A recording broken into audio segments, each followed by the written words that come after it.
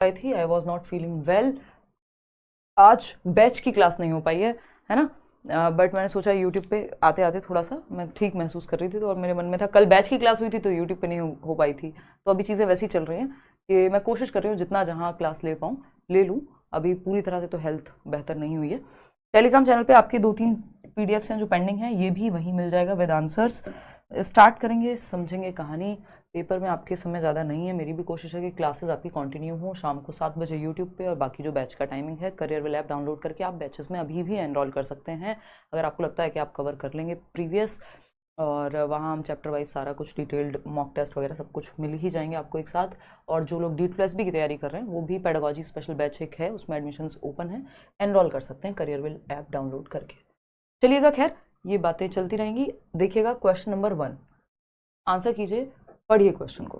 Question number 1 क्या कहता है, निम्नलिखित में से कौन से 2 सीखने की वर्तमान समझ के अनुसार सत्य हैं। सीखने की वर्तमान समझ यानी प्रेजेंट नॉलेज ऑफ लर्निंग या अधिगम जिसको हम कह देते हैं। तो प्रेजेंट नॉलेज ऑफ लर्निंग की बात हो रही है कि सीखने की तबीयत बेटर है भैया, पहले से बेटर है बट समय लग रहा है, वीकनेस बहुत है। निम्नलिखित में से कौन से 2 सीखने की वर्तमान समझ के अनुसार सत्य हैं।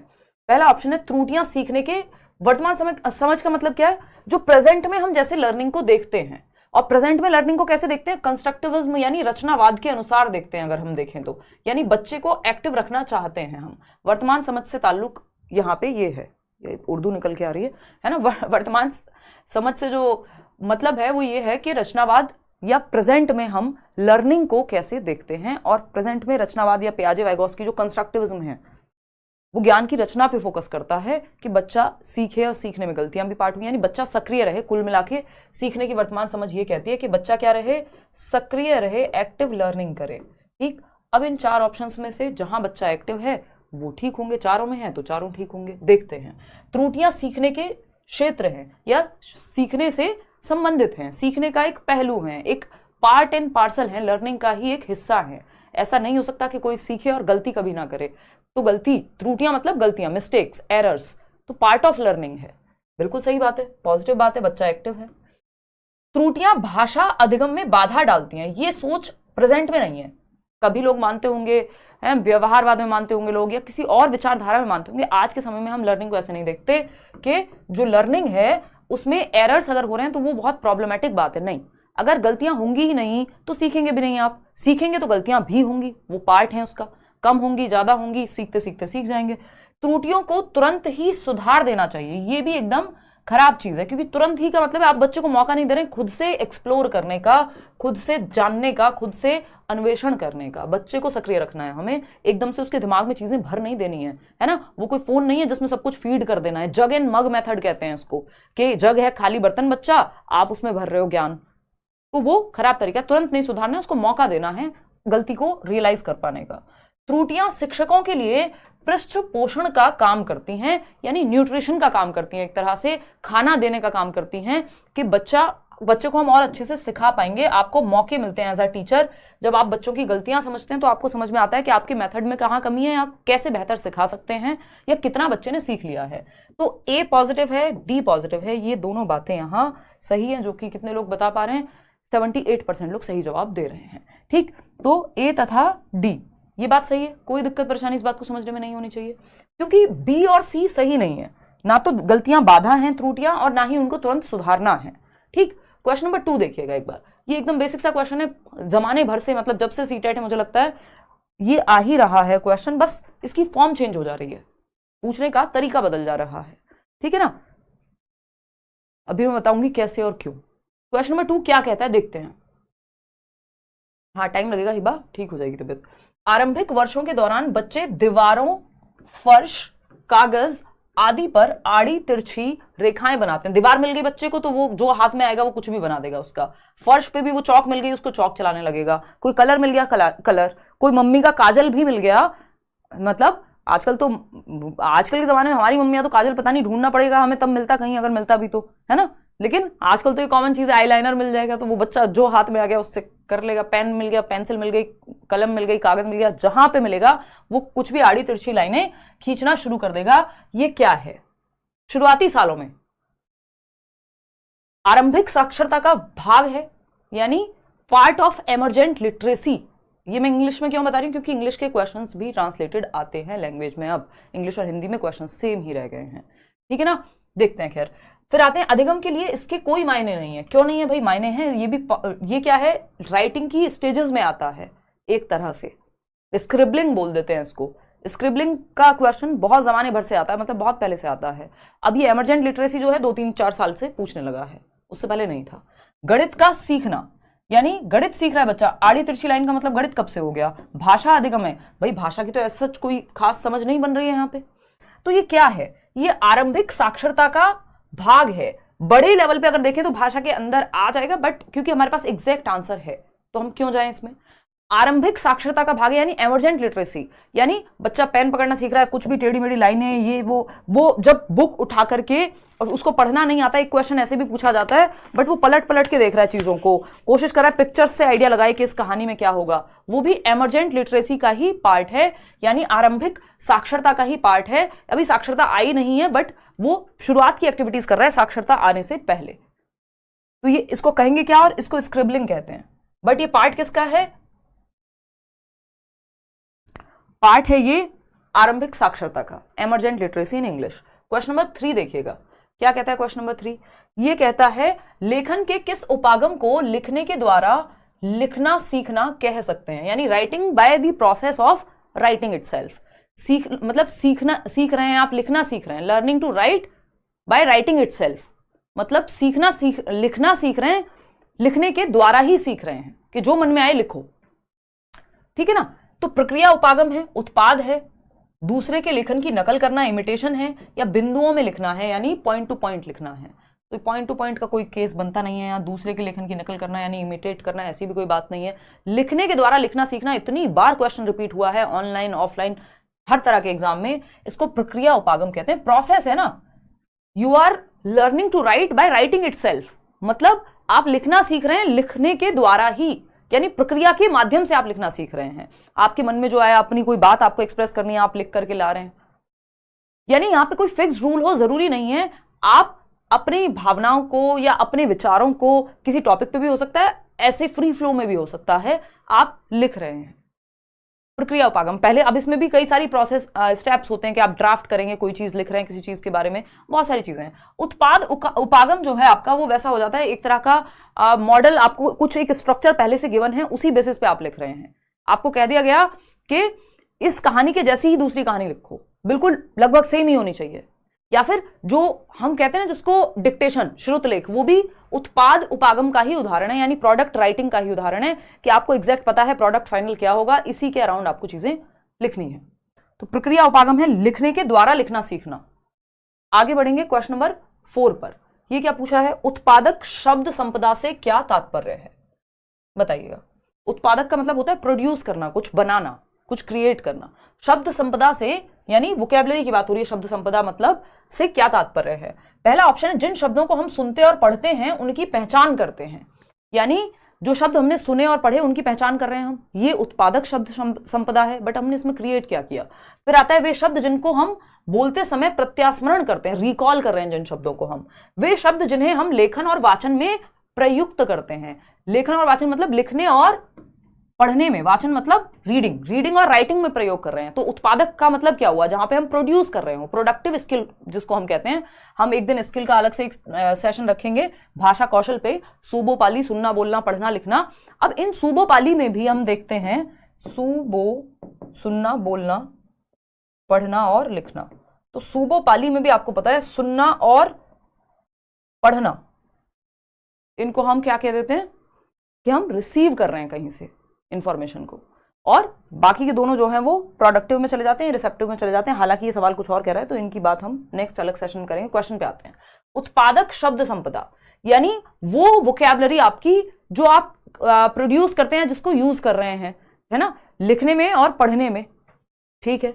वे शब्द जिन्हें हम श्रवण व लेखन के दौरान पहचान नहीं पाते, नहीं पहचान नहीं पाते तो वो पैसिव हो जाता है एक तरह से, पहचान नहीं पाते, इवन पहचान नहीं पाते तो वो तो इवन वोकैबुलरी का हिस्सा भी नहीं है भाई, जिनको हम पहचान ही नहीं पाए, जिनको पढ़ के हमें समझ में ही नहीं आ रहा, ठीक। तो अगर हम देखें यहाँ पे उत्पादक संपदा कहाँ गया, पोल पहले हटा दिया। तो उत्पादक संपदा किसका हिस्सा है, उत्पादक संपदा वे शब्द जिन्हें हम लेखन और वाचन में प्रयुक्त करते हैं, है ना, पहले हम इसको उत्पादन संपदा को उत्पादक कौशल के रूप में देख रहे थे, बट पूछा कुछ और है क्वेश्चन ने, ठीक है ना, कि वो शब्द जिन्हें हम सुनते और पढ़ते हैं उनकी पहचान करते हैं, ये उत्पादक संपदा है? नहीं।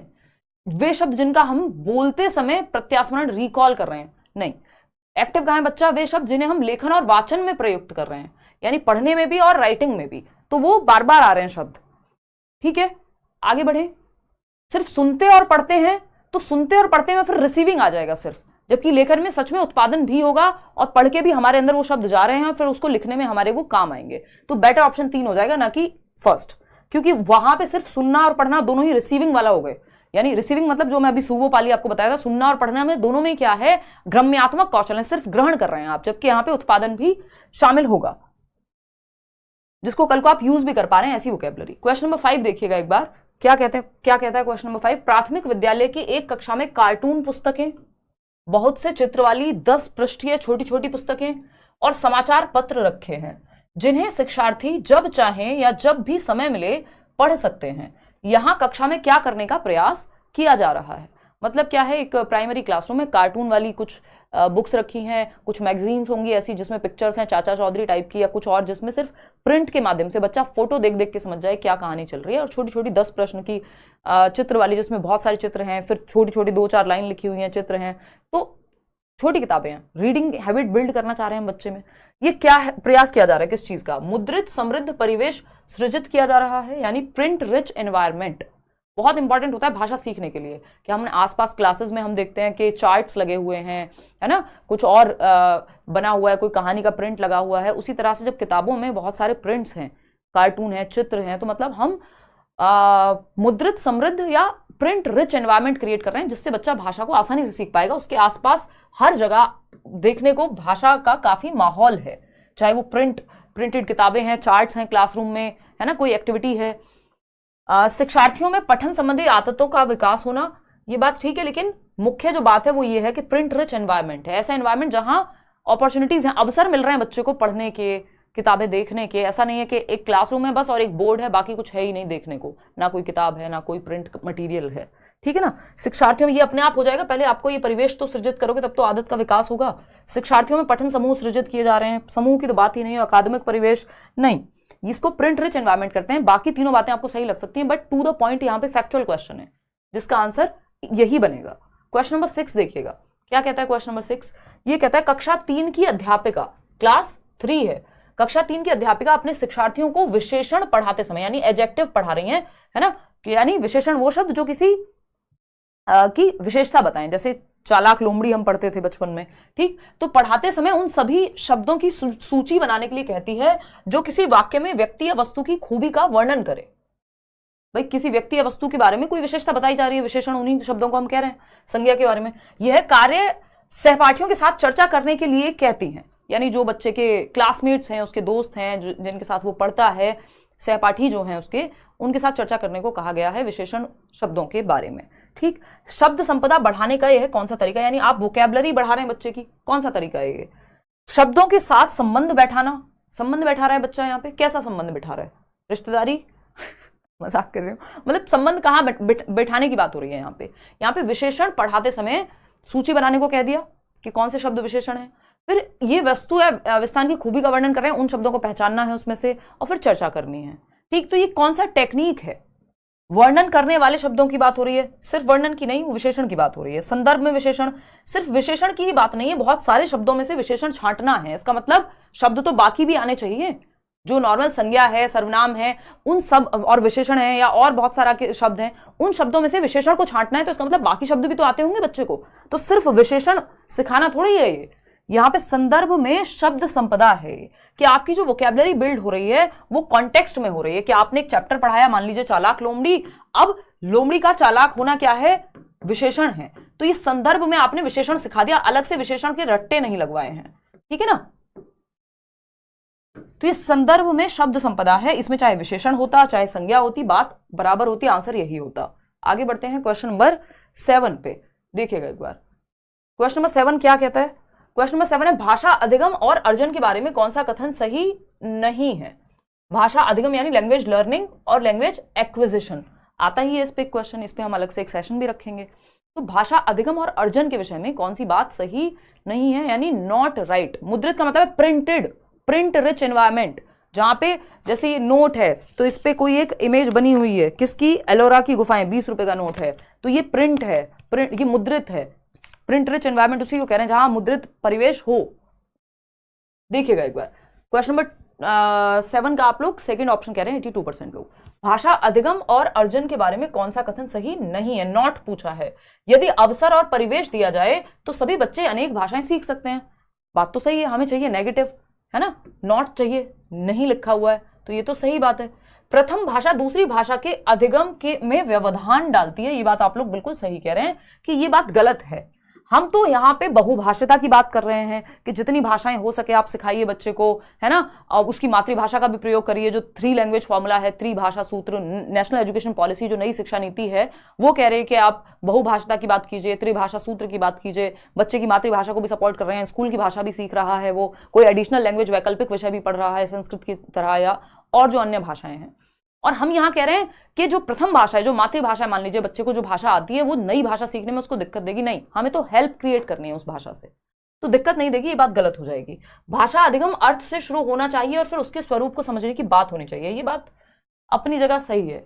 यहाँ अर्थ समझ में आ जाए बच्चे को, फिर उसका स्ट्रक्चर समझाइए आप। भाषा प्रथम भाषा द्वितीय भाषा के अधिगम को समर्थित करती है, ये बात एकदम सही है कि फर्स्ट लैंग्वेज जो है सेकंड लैंग्वेज के लिए एक ब्रिज का काम करेगी, हेल्प क्रिएट करेगी। आपको हिंदी आती है, अब हिंदी से आपको इंग्लिश में सीखनी है चीजें, तो आप कुछ हद तक, जैसे मैं अभी मुद्रित परिवेश की बात हो रही थी तो मैंने आपको प्रिंट रिच एनवायरमेंट बता दिया। जो बच्चे इंग्लिश मीडियम के हैं उनको आसानी समझ में आ जाते हैं, बच्चे मतलब छोटे बच्चे, मजाक कर रही हूँ, मतलब जो लर्नर्स जो हैं आपके, ये हमारी आदत हो जाती है फ्लो में कई बार, क्या है कि जो लोग इंग्लिश मीडियम के हैं तो इंग्लिश मीडियम के लर्नर्स को समझना आसान है प्रिंट रिच एनवायरमेंट, जिसको हिंदी से समझ आ गया उसको हिंदी से समझ आ गया, तो दोनों भाषाएं हेल्प कर रही हैं एक दूसरे को यहाँ पे, तो समर्थित करती है, बट बाधा नहीं, व्यवधान डालती है, ये बात कहना गलत होगा भाषा अधिगम और अर्जन के बारे में। बल्कि जो लैंग्वेज है उसको अर्जित किया जा सकता है, उसका अधिगम भी किया जा सकता है अगर वो नेचुरल एनवायरमेंट में हो रही है तो। क्वेश्चन नंबर 8 देखिएगा, क्वेश्चन नंबर 8 क्या कहता है भाई, क्वेश्चन नंबर 8 क्या कहता है, क्वेश्चन नंबर 8 कहता है एक अध्यापक कक्षा के एक वर्णमाला के अक्षर लिखना सिखाती है।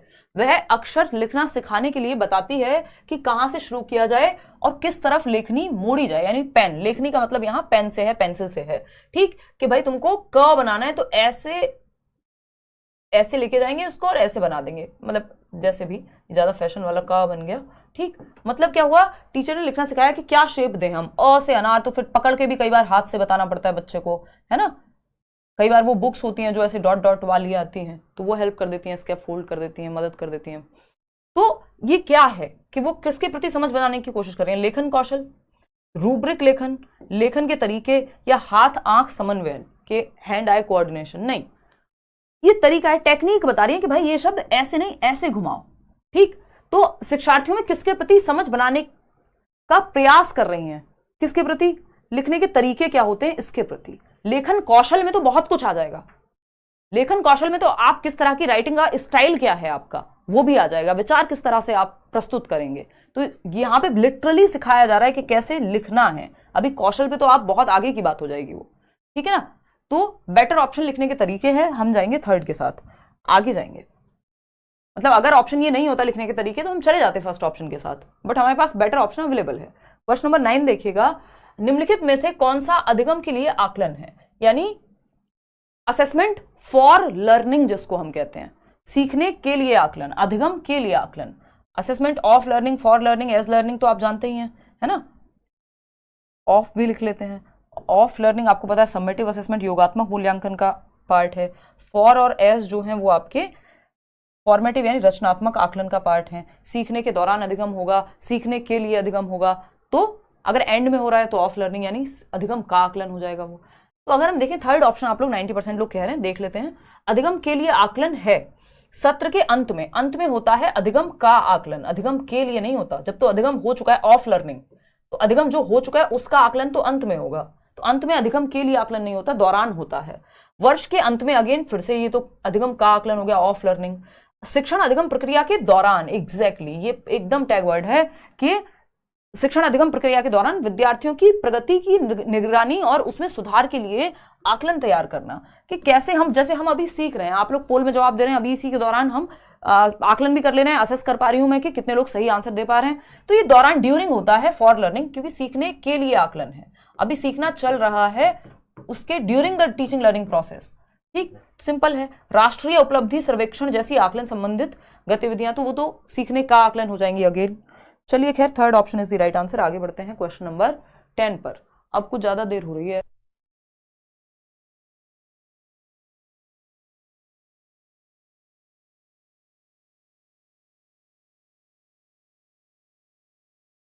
देखो क्वेश्चन नंबर 10 देखना, भाषा के साथ संलग्नता से क्या आशय है? भाषा के साथ संलग्नता यानी कहीं ना कहीं हम कह सकते हैं कि इन्वॉल्वमेंट कह लीजिए, जुड़ाव कह लीजिए, जुड़ाव तो शायद सही शब्द नहीं होगा यहाँ पे, है ना। तो भाषा के साथ संलग्नता से क्या आशय है? शिक्षार्थी भाषा के नियम सीखते हैं, इन्वॉल्वमेंट ही कहेंगे इसको इंग्लिश में। अध्यापक भाषा अधिगम के लिए शिक्षार्थियों के साथ काम करते हैं। शिक्षार्थी शब्दों और वाक्यों का अर्थ समझे बगैर उन्हें डिकोड करते हैं, तो ये तो पॉइंटलेस हो जाएगा, रट्टाफिकेशन हो जाएगा। शिक्षार्थी भिन्न भिन्न उद्देश्यों के लिए भाषा का प्रयोग करते हैं और सीखते हैं, यानी वो इन्वॉल्व हो रहे हैं, लैंग्वेज के साथ संलग्न हो रहे हैं, जुड़ रहे हैं। तो शिक्षार्थी भिन्न भिन्न उद्देश्यों के लिए भाषा का प्रयोग करते हैं और सीखते हैं। 85% लोग सही जवाब दे पा रहे हैं, ठीक है ना। सिर्फ अध्यापक भाषा अधिगम के लिए शिक्षार्थियों के साथ काम करते हैं, नहीं, यहाँ पे भाषा के साथ संलग्नता का मतलब है बच्चे विभिन्न उद्देश्यों में, तो बच्चा ज्यादा सक्रिय यहाँ है ना कि बाकी के ऑप्शंस में। तो फोर्थ